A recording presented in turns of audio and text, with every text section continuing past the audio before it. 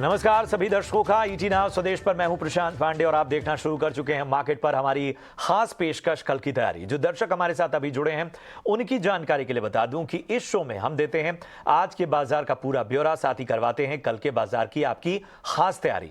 Market के दिग्गज experts हमारे साथ होते हैं, हम दर्शकों के सवाल लेते हैं जिन पर एक्सपर्ट्स जो हैं वो भरोसेमंद सलाह देते हैं। आज के शो में वैसे क्या है खास, जरा फटाफट से उस पर एक निगाह डाल लेते हैं।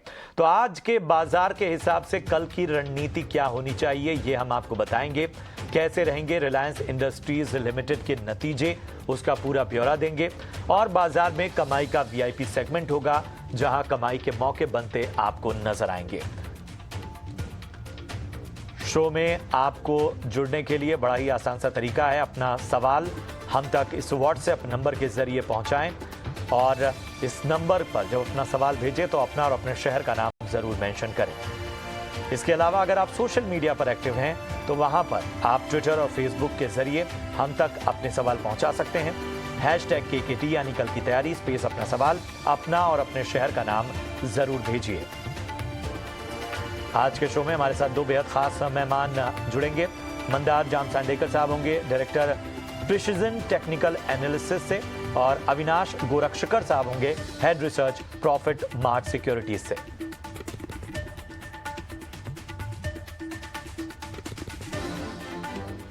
तो आज वीकली एक्सपायरी के दिन बाजार में लगातार 2 दिनों की तेजी पर ब्रेक लग गया। बेंचमार्क इंडेक्स लाल निशान में बंद हुए। एफएमसीजी, ऑटो और एनर्जी शेयरों ने दबाव बनाया। और हमारे दोनों खास एक्सपर्ट्स अविनाश जी और मंदार जुड़े हमारे साथ। अविनाश जी, सबसे पहले आपके पास आना चाहूंगा, बताएं कि आखिर कुछ तकनीकी खामी है जिसकी वजह से अविनाश जी से हमारा संपर्क नहीं हो पा रहा है। मंदार का रुख करेंगे। मंदार, बताएं आज के बाजार को कैसे आप एनालिसिस इसका करेंगे और किस तरह की रणनीति अपनानी चाहिए। Prashant ji, good evening. देखिए, बेसिकली एक इनडिसीजन के दौर से गुजर रहे हैं क्योंकि जैसे आपने कहा कि अर्निंग सीजन चल रहा है और एक मिक्स्ड काइंड ऑफ व्यू फिलहाल तो बन रहा है कि रिजल्ट्स पॉजिटिव साइड पे भी आ रहे हैं, डल साइड पे भी आ रहे हैं, तो एक मिक्स काइंड ऑफ व्यू फिलहाल तो बन रहा है। मुझे लगता है कि जब तक जो इंडेक्स हेवी वेट्स हैं उनके मैक्सिमम स्टॉक्स, मैक्सिमम कंपनीज के रिजल्ट्स अनाउंस नहीं होते, तब तक इसी तरीके का एक माहौल बना रहेगा। लेवल्स की अगर बात करते हैं तो 17,800, 17,900 इस तरीके का निफ्टी के लिए सपोर्ट बना हुआ है और ऊपर की तरफ 18,250 और 18,400 इस तरीके का रेजिस्टेंस बना हुआ है। अब आज का जो दिन था वो बहुत ही नैरो रेंज में ट्रेड कर रहा था क्योंकि बेसिकली क्यूज मिसिंग है, ट्रिगर्स मिसिंग है मार्केट के लिए और उसके वजह से इस तरीके का एक नैरो ट्रेड है। और मुझे लगता है कि रिलायंस के रिजल्ट्स अनाउंसमेंट के बाद शायद मार्केट को एक अच्छी खासी डायरेक्शन मिलनी चाहिए, बट फिर भी मुझे लगता है कि और थोड़े दिन यानी और एक हफ्ता बाजार इसी तरीके से ट्रेड करेगा, एक नैरो रेंज में रहेगा और उसके बाद से बजट का जो डिस्काउंटिंग है वो स्टार्ट हो सकता है। तो अर्निंग्स तो है ही है, लेकिन बजट का डिस्काउंटिंग ये बहुत इंपॉर्टेंट रहेगा और बजट, मुझे लगता है अर्निंग से ज्यादा बजट पे वेटेज ज्यादा होगा मार्केट का। वहां से जो क्यूज आते हैं उस तरीके से हमें एक मूवमेंट बाजार में देखने को मिल सकती है। एक हफ्ता और है उसके लिए, तो एक हफ्ता थोड़ा सा लो प्रोफाइल रखे तो ज्यादा बेहतर होगा। बिल्कुल बिल्कुल बिल्कुल। तो यहाँ पर आपको बाजार पर खास रणनीति बनाने की सलाह मिलती हुई। और चलिए अविनाश जी भी हमारे साथ जुड़ गए हैं। अविनाश जी, आप बाजार को किस तरह से देख रहे हैं?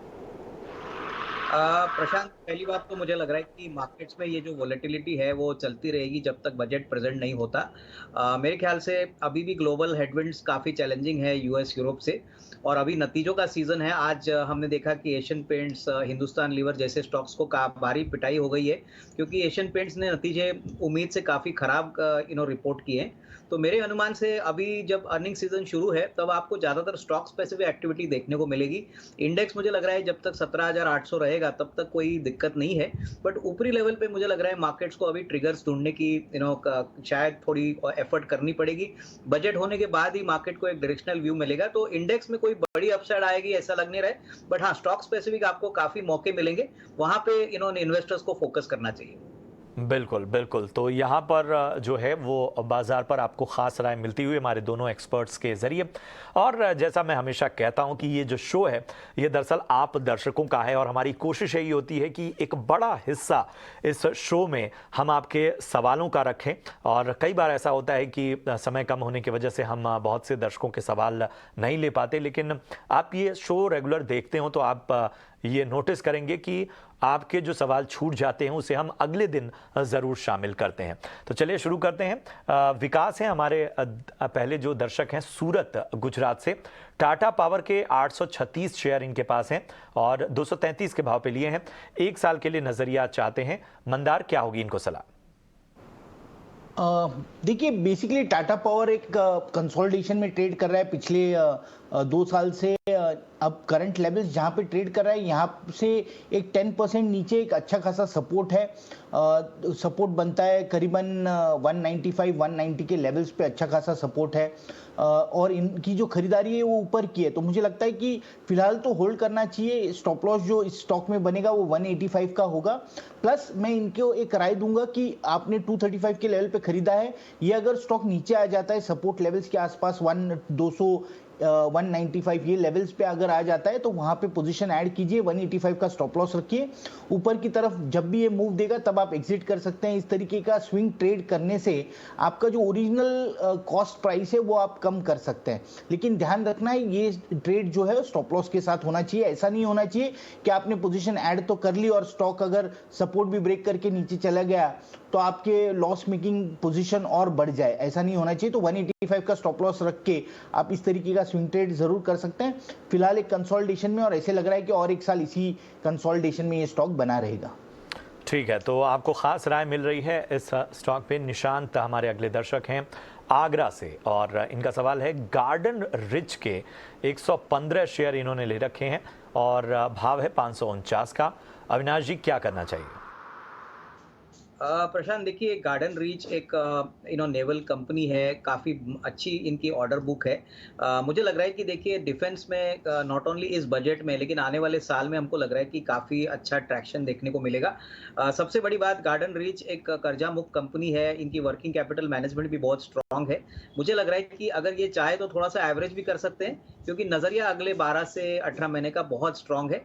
मुझे लग रहा है कि नतीजे थर्ड क्वार्टर के तो अच्छे आएंगे ही, लेकिन अगर आने वाले बजट में डिफेंस को लेके कोई बड़े अनाउंसमेंट होते हैं तो इससे भी स्टॉक में अच्छी तेजी आ सकती है। तो इसमें निवेशित रहिए, पर थोड़ा सा समय देना बहुत जरूरी है। तो 12 टू 15 मंथ्स का टाइम फ्रेम लेके इसमें होल्ड करने की राय है। तो निवेशित रहने की सलाह, लेकिन यहाँ पर टाइम फ्रेम थोड़ा आपको बढ़ाना होगा। ऋषि कपूर हैं बिहार से और इनका सवाल है रिलायंस इंडस्ट्रीज लिमिटेड के 50 शेयर इन्होंने ले रखे हैं 1144 के भाव पे। होल्ड करें या फिर सेल करें? मंदार, क्या कहेंगे? नतीजे भी कल आने वाले हैं। देखिए रिलायंस का स्टॉक पिछले 1.5 साल से तो एक कंसोलिडेशन में बना हुआ है। नीचे की तरफ 2400 2350 इस तरीके का सपोर्ट बना हुआ है, ऊपर में 2700 2800 इस तरीके का रेजिस्टेंस बना हुआ है। तो फिलहाल तो एक रेंज बाउंड ट्रेड से ही चल रहा है, लेकिन लॉन्ग टर्म का व्यू। आवाज शायद आप म्यूट हो गए, एक बार अपने आप को अनम्यूट कर पाए आप? हाँ प्रशांत जी। जी जी। देखिए बेसिकली फिलहाल तो लॉन्ग टर्म चार्ट जब मैं देखता हूँ रिलायंस का, तब स्टॉक तो कंसोलिडेशन में है। और कंसोलिडेशन जो होता है इसमें सबसे इंपॉर्टेंट बात ये होती है कि अंडर करंट पॉजिटिव होना चाहिए। तो इस स्टॉक में उसी तरीके का एक ट्रेड हमें देखने को मिल रहा है, पॉजिटिव अंडर करंट है। तो अगर लॉन्ग टर्म व्यू है तो पोजीशन जरूर होल्ड कीजिए इसकी। स्टॉप लॉस जो होगा वो 2280 का होगा इसमें।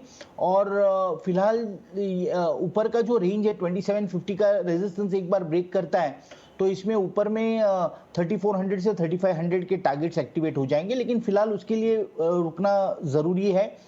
2 से 3 साल का व्यू बना के इस स्टॉक में पोजीशन बनाए रखें। बिल्कुल, तो यहाँ पर भी आपको खास रणनीति बनानी होगी। विक्रम हरिपाल हैं जमशेदपुर से और इन्होंने पूछा है कि इंडिया बुल्स हाउसिंग के इन्होंने 200 शेयर लिए हुए हैं और 190 के भाव पे फिलहाल जो है नुकसान में चल रहे हैं। अविनाश जी, क्या होगी इनको सलाह? देखिए प्रशांत, मुझे लग रहा है कि इंडिया बुल्स हाउसिंग में अभी तो ये कंपनी एक ब्लैक रॉक ग्रुप की कंपनी बनी है। पुराने प्रमोटर्स ने अपना स्टेक बेचा है और हाउसिंग फाइनेंस मार्केट में हमने देखा है कि बहुत अच्छा ट्रैक्शन आपको देखने को मिला है। इंटरेस्ट रेट साइकिल भी ऑन एन अपवर्ड मूव है। तो कहीं ना कहीं मुझे लग रहा है कि नजरिया अगर आपको साल 1.5 साल का आप रखते हैं तो यहाँ पे निवेशित रहिए। हालांकि इनकी ऊपरी लेवल की प्राइस है। मैं समझता हूँ कि अगले 12 से 15 महीने में होपफुली हाउसिंग मार्केट अगर इंप्रूव होता है तो ये चौथे लार्जेस्ट हाउसिंग फाइनेंस प्लेयर है। तो ज़रूर इसमें भी अच्छी बढ़त मिलेगी। थोड़ा-सा इंतज़ार करिए और यहाँ पे होल्ड करिए। लॉस में बुक ना करें, यही राय रहेगी। बिल्कुल, तो लॉस में बुक करने की आपको सलाह नहीं है और फिलहाल बने रहने की सलाह यहाँ पर। अगले जो हमारे दर्शक हैं उनका नाम है प्रशांत कुमार रॉय, कोलकाता से। इन्होंने अपना सवाल हम तक पहुंचाया है। जीई शिपिंग यानी great eastern shipping company limited के 69 शेयर लिए हैं 700 के लेवल्स पर, क्या करना चाहिए मंदार? देखिए पिछले 1 महीने से तो स्टॉक ये करेक्शन में बना हुआ है, लेकिन जो ओवरऑल ट्रेंड है और मंदार, आपकी आवाज एक बार फिर ब्रेक हुई, अगर आप हाँ जी। देखिए जब मैं इसका लॉन्ग टर्म चार्ट देखता हूं तो बेसिकली बहुत ही पॉजिटिव लग रहा है और इसके पीछे का रीजन ये है कि 2007-8 से अगर अब तक का चार्ट मैं देखता हूं, यानी 14-15 साल का, तो आपको समझ में आएगा कि इस स्टॉक में 480 के लेवल से ऊपर की तरफ 600 तक इसमें मल्टीपल टॉप्स है। यानी इसका मतलब है कि मल्टीपल टाइम्स ये स्टॉक 14 साल में ये लेवल्स तक आके यहां से फिर से नीचे गिर चुका था और हर बार जब इसमें सेलिंग बना तब ये स्टॉक आधा हुआ, यानी नीचे की तरफ 180 तक गिरा था। अब फर्स्ट टाइम ऐसा हुआ है 2 महीने पहले कि ये स्टॉक ये सारी लेवल्स ब्रेक करके ऊपर चला है। तो इसका सीधा मतलब ये होता है कि इसके बिजनेस फ्रंट पे ऐसा कुछ तो हो रहा है जो इस स्टॉक को एक नए लेवल पे ले जाने वाला है। और हाँ, पिछले 2 महीने से स्टॉक कंसोलिडेशन में, नो डाउट अबाउट इट, लेकिन जब तक ये स्टॉक 580 के ऊपर ट्रेड करता है तब तक मुझे लगता है कि पोजीशन होल्ड करनी चाहिए। कम से कम 2 से 3 साल का व्यू बनाए रखें। ये स्टॉक यहां से भी एक मल्टी बैगर बन सकता है। फिलहाल पोजीशन होल्ड कीजिए, स्टॉप लॉस रखें 560 का, 560 का स्टॉप लॉस होना चाहिए। ऊपर में अच्छे खासे इसमें टारगेट्स बनेंगे। तो यहाँ पर आपको नजर रखनी होगी, बने रहने की सलाह। राहुल शुक्ला हमारे अगले दर्शक हैं सुल्तानपुर उत्तर प्रदेश से। यूनियन बैंक के 496 शेयर हैं इनके पास 44 रुपए 40 पैसे के भाव पे। और अविनाश जी, पीएसयू बैंक्स को लेकर काफी बेहतर माहौल नजर आया, फिर भी क्या होगी इनको सलाह? नहीं, बिल्कुल प्रशांत, मुझे लग रहा है पहली बात तो मैं इस इन्वेस्टर को कांग्रेचुलेट करूंगा। बहुत ही अच्छे लेवल पे इन्होंने एक स्टॉक को खरीदा है। मेरी राय में अभी भी होल्ड करें, क्योंकि पीएसयू बैंक्स का जो प्रॉफिटेबिलिटी का पिक्चर है वो मुझे लग रहा है कि FY23 में बहुत सिग्निफिकेंटली बदल चुका है। FY24 भी इनके लिए अच्छा होगा। और यूनियन बैंक की बात करें तो मुझे लग रहा है कि कहीं ना कहीं मुझे लग रहा है कि इस लेवल से भी अच्छी खासी अपसाइड आपको मिलेगी। इनको कम से कम और 6-12 महीना इंतजार करना पड़ेगा, लेकिन थर्ड क्वार्टर के नंबर यानी दिसंबर क्वार्टर के नंबर्स तो दमदार होंगे ही, क्योंकि क्रेडिट ग्रोथ काफी स्ट्रांग है। इन्होंने अपनी एसेट क्वालिटी को भी अच्छी तरह से क्लीन अप किया है। तो कहीं ना कहीं मुझे लग रहा है कि 125-130 का एक नियर टर्म का टारगेट बन सकता है। तो यहाँ पे होल्ड करें। मेरे ख्याल से इनकी मार्जिन ऑफ सेफ्टी बहुत अच्छी है। तो मुनाफा मेरे ख्याल से 125-130 में थोड़ा सा इनमें इनको ये वसूल करके प्रॉफिट बुक कर सकते हैं। बिल्कुल, तो बेहतर संकेत स्टॉक में मिलते हुए बने रहने की आपको सलाह। कन्हैया कुमार हैं बेगूसराय से। बंधन बैंक के 1000 शेयर इनके पास हैं, 245 के भाव पर इन्होंने लिया हुआ है, क्या करना चाहिए मंदार? प्रशांत, देखिए बंधन बैंक समहाउ इस स्टॉक में बहुत वीकनेस है। हर बार जब ये ऊपर चलने की कोशिश करता है तो ऊपर में बिकवाली आ जाती है, रेजिस्टेंस फेस करता है। अब शॉर्ट टर्म चार्ट और लॉन्ग टर्म चार्ट दोनों चार्ट पे आपको इसी तरीके का एक फॉर्मेशन देखने को मिलेगा। शॉर्ट टर्म चार्ट जब मैं देखता हूं तो हाल ही में एक अच्छी खासी इसमें अपमूव भी बनी थी, strong kind of bounce back. 210 से ये स्टॉक ऊपर में 200, 250, 255 तक चला था, लेकिन वहां पे टिक नहीं पाया, वहां कंटिन्यूसली बिकवाली फेस कर रहा है। तो अभी तो रेजिस्टेंस है। मेरी राय रहेगी कि इस स्टॉक में से एग्जिट करना चाहिए। जब भी ये स्टॉक 255 के ऊपर ट्रेड करेगा तब हम इसे रिव्यू करके फिर से ऐड करने के बारे में सोच सकते हैं, लेकिन करंट लेवल्स पे तो इसमें वीकनेस है, ऊपर की तरफ कंटिन्यूसली बिकवाली है। जब तक ये स्ट्रेंथ के साथ ब्रेक नहीं होती है ऊपर की लेवल्स, तब तक इसमें बने रहना ठीक नहीं होगा।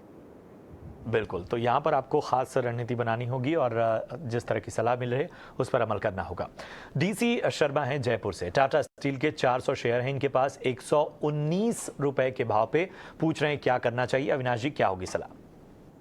देखिए मेटल सेक्टर में अभी हमको पॉजिटिव टेलविंड्स दिख रहे हैं क्योंकि पहली बात तो चाइना अपना अपनी इकोनॉमी ओपन अप कर रहा है और चाइना मेटल मार्केट में अंदाजा है कि जनवरी और मार्च के क्वार्टर में बहुत तेजी से एंटर करेगा।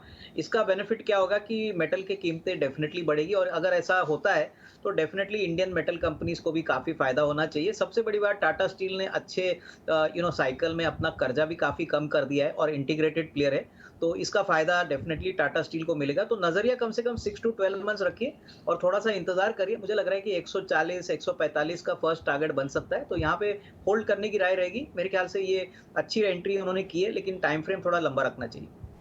ठीक है, बढ़ते हैं अगले दर्शक की ओर। सचिन मेहतोले उनका नाम है, पुणे से हैं। अवंती फीड्स के इन्होंने 35 शेयर लिए हैं, भाव है 478 का।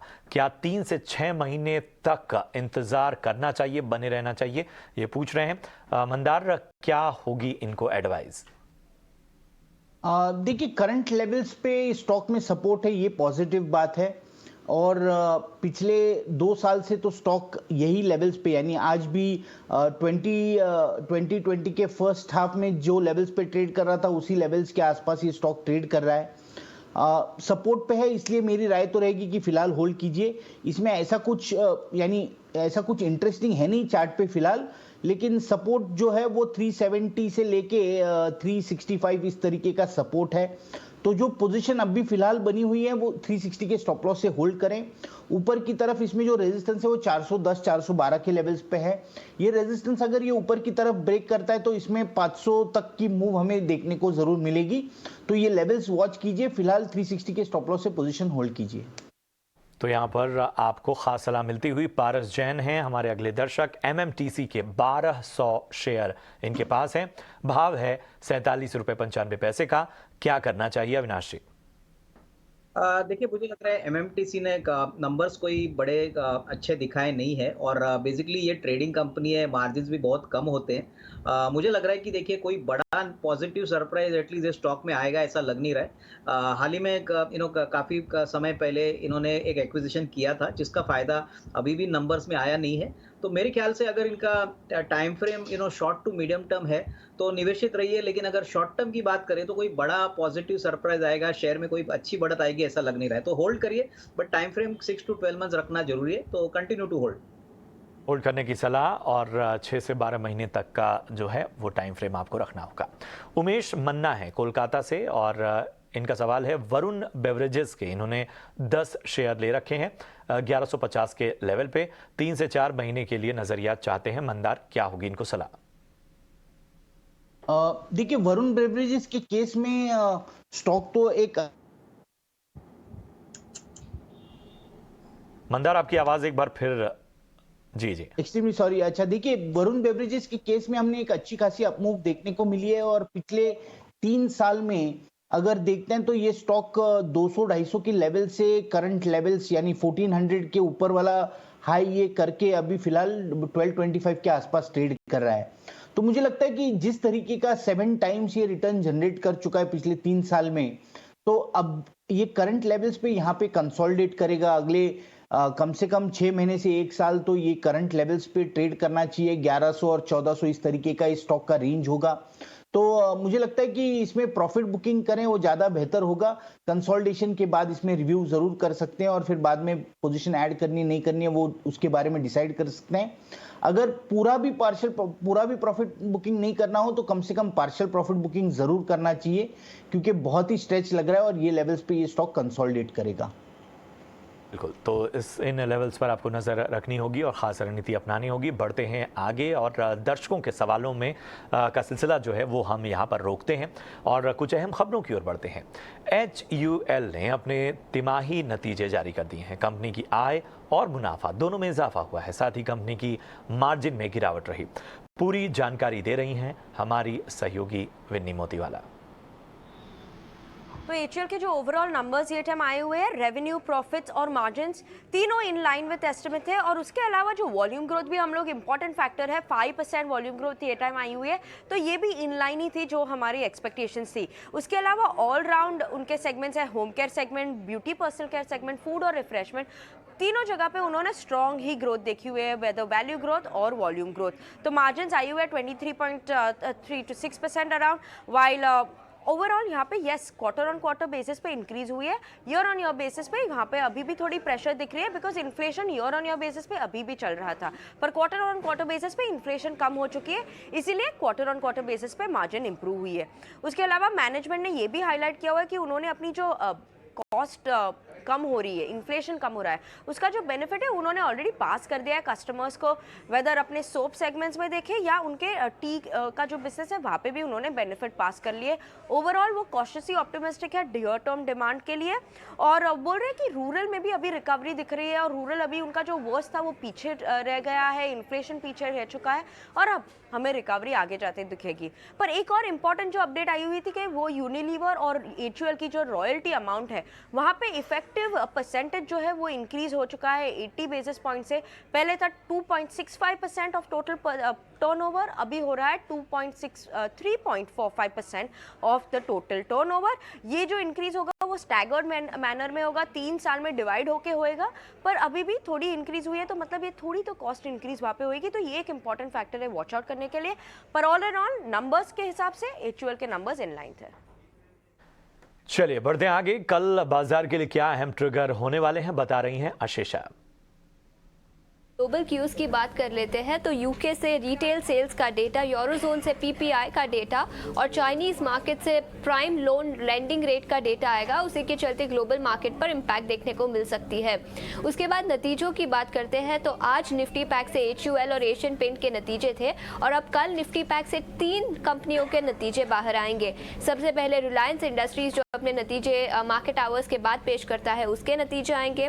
उसके अलावा जेएसडब्ल्यू स्टील और HDFC standard life insurance company के भी नतीजे कल एक्सपेक्टेड है। इसी के चलते इन तीनों शेयरों में कल एक्शन देखने को मिल सकता है। ये थे निफ्टी की कंपनियां। इसके अलावा नॉन निफ्टी कंपनीज की भी बात कर लेते हैं तो आईटी सेक्टर से कोफोर्ज, एनआईआईटी टेक और एलएनटी इन्फोटेक के नतीजे कल एक्सपेक्टेड है। इसके अलावा बैंकिंग सेक्टर में भी काफी एक्शन देखने को मिल सकता है। बंधन bank, union bank of India और आरबीएल बैंक के भी नतीजे कल एक्सपेक्टेड है। कॉर्पोरेट एक्शन की बात करें तो जैसे कि मैंने बताया, रिलायंस इंडस्ट्रीज के नतीजे एक्सपेक्टेड है, और बोर्ड ऑफ डायरेक्टर्स की जो कल बैठक होगी उसमें नतीजों के साथ साथ कल फंड रेजिंग भी कंसिडर किया जाएगा। नॉन कन्वर्टेबल डिबेंचर्स के द्वारा फंड रेजिंग कंसिडर किया जाएगा। इसी के चलते रिलायंस इंडस्ट्रीज पर भी फोकस रहेगा। बाकी इवेंट्स की बात करें तो वर्ल्ड इकोनॉमिक फोरम जो डावोस में अभी हाल ही में चल रही है, उसका कल लास्ट डे रहेगा, तो उसी के चलते वहां से भी काफ़ी ग्लोबल वॉइसेस देखने को सुनने को मिलेंगे, जिसके चलते ग्लोबल मार्केट पर फोकस रहेगा। बिल्कुल, तो ये हैं कल के ट्रिगर्स जिन पर रखनी होगी नज़र। और वहीं अगर हम नतीजों की बात करें तो कल देश की दिग्गज कंपनी रिलायंस इंडस्ट्रीज लिमिटेड के तीसरी तिमाही के नतीजे आएंगे। कैसे रह सकते हैं नतीजे, हमारी सहयोगी सौमीत सरकार इसका पूरा ब्यौरा दे रहे हैं। अगर कंसोलिडेटेड बेसिस पे आप देखेंगे तो रिलायंस इंडस्ट्री से एक decent set of numbers expected है। भले ही कंपनी के जो रेवेन्यूज़ हैं वो 5% लोअर हो सकता है सिक्वेंशियल बेसिस, बट एबिटा करीब 8% से ग्रो करने की एक्सपेक्टेशंस है। मार्जिन्स करीब 15.5% आ सकती है, और नेट प्रॉफिट अगर आप देखेंगे तो सिक्वेंशियल बेसिस पे करीब 17% हायर होने की एक्सपेक्टेशंस है। अब अगर सेगमेंट वाइज परफॉर्मेंस आप देखें तो रिटेल बिजनेस का जो रेवेन्यू और एबिटा है वो करीब 7 to 8% ग्रो कर सकता है, क्योंकि फुटप्रिंट ज़्यादा थे, स्टोर एक्सपेंशन हुआ था, और ऑपरेटिंग लेवरेज बेनिफिट भी कंपनी को मिल सकता है। उसी के साथ अगर आप O2C सेगमेंट देखेंगे तो उसका जो एबिटा है वो करीब 6% हायर होगा, क्योंकि ड्यूरिंग द क्वार्टर जो स्पेशल इकोनॉमिक जोन है उस पे से एक्सपोर्ट टैक्स को निकाल दिया गया था, और ऑन अ रिलेटिव बेसिस भी अगर आप देखेंगे तो विंडफॉल टैक्स का जो इम्पैक्ट था वो कम था थर्ड क्वार्टर में। अब अगर हम oil and gas exploration business की बात करें तो वहाँ पे 22% ग्रोथ एक्सपेक्टेड है, क्योंकि थर्ड क्वार्टर ऑफ FY23 में गैस प्राइसेस भी हायर थे और गैस की प्रोडक्शन भी हायर हुई थी कंपनी के लिए, और इसी कारण strong 22% growth oil and gas exploration business में एक्सपेक्टेड है थर्ड क्वार्टर में रिलायंस इंडस्ट्रीज से। और चलिए अब वक्त है हमारे खास सेगमेंट वीआईपी पिक्स का।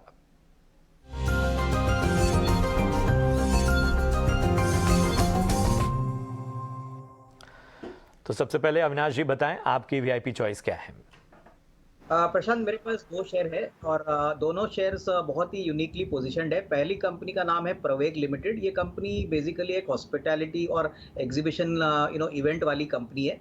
कंपनी के पास बहुत अच्छे 3 प्रॉपर्टीज है। एक तो श्री वल्लभ भाई पटेल के स्टैच्यू के पास में इनका एक लग्जरी टेंट रिसॉर्ट है।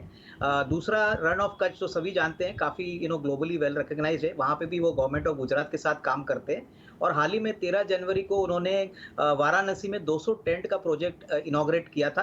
तो इनके पास करीबन 500 रूम की कैपेसिटी है, प्लस एग्जीबिशन बिजनेस करीबन 20-25% रेवेन्यू कंट्रीब्यूट करता है। सबसे बड़ी बात, कंपनी काफ़ी प्रॉफिटेबल है, 50% का इबिटा मार्जिन है। इस साल हमको लग रहा है कि करीबन 90 करोड़ के रेवेन्यू पे करीबन 28 करोड़ का प्रॉफिट आएगा। पिछले साल सिर्फ 12 करोड़ था, तो अर्निंग्स ग्रोथ हमको लग रहा है बहुत स्ट्रांग रहेगी। इस साल 15-16 रुपए की अर्निंग एक्सपेक्टेड है, जो अगले साल दैट इज FY24 को हमको लग रहा है 21-22 रुपए आएगी। प्लस कंपनी 8-9 प्रोजेक्ट्स एग्जीक्यूट कर रही है, जिसका इम्पैक्ट आपको अगले 2 साल में देखने को मिलेगा। तो मेरे ख्याल से यहाँ पे खरीदने का एक अच्छा मौका बनता है। कंपनी अभी भी 600-700 करोड़ की मार्केट कैप में अवेलेबल है, कंप्लीटली डेट फ्री बिजनेस है, और मुझे लग रहा है कि कम से कम 475 का टारगेट प्राइस अगले 12-15 महीने में पॉसिबल है। और दूसरी कंपनी जो हॉलीडे से रिलेटेड है वो है वंडरला हॉलीडेज। ये कंपनी बहुत पुरानी है, ऑलमोस्ट 20 साल पुरानी है। एम्यूजमेंट पार्क्स में काम करती है, कोची, हैदराबाद एंड बैंगलोर में ये पार्क्स चलाती है। ये बिजनेस बहुत कैपिटल इंटेंसिव है, बहुत कम प्लेयर्स है, और ये company basically V guard group का एक ग्रुप कंपनी है। जो वी गार्ड ग्रुप के प्रमोटर्स है वही इस कंपनी के प्रमोटर्स है। इस साल पहले फर्स्ट हाफ में 250 करोड़ में इन्होंने 110 करोड़ का कामकाजी मुनाफा किया है। प्रॉफिट आफ्टर टैक्स 75 करोड़ है, जो पिछले साल लॉस था। हमको लग रहा है कि इस साल प्रशांत कम से कम 110-115 करोड़ की प्रॉफिट आएगी और करीबन 16-17 रुपए की अर्निंग आएगी। तो यहाँ पे मुझे लग रहा है कि अच्छी अपसाइड है, तो यहाँ पे डेफिनेटली खरीदने की राय रहेगी। यहाँ पे टारगेट प्राइस हमारा 450 है। समय कम है, मंदार फटाफट से जानेंगे आपकी वीआईपी चॉइस क्या है?